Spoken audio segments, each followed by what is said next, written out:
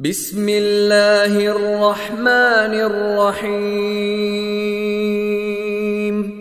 قل أعوذ برب الفلق من شر ما خلق ومن شر غاسق إذا وقب ومن شر النفاثات في العقد ومن شر حاسد إذا حسد.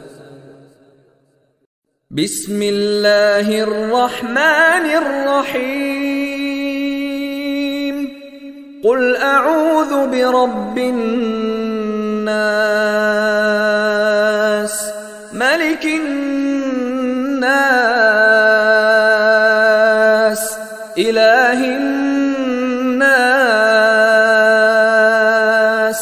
من شر الوسواس الخناس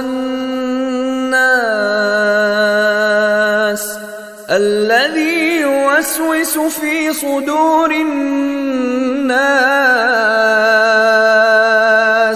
من الجنة والناس.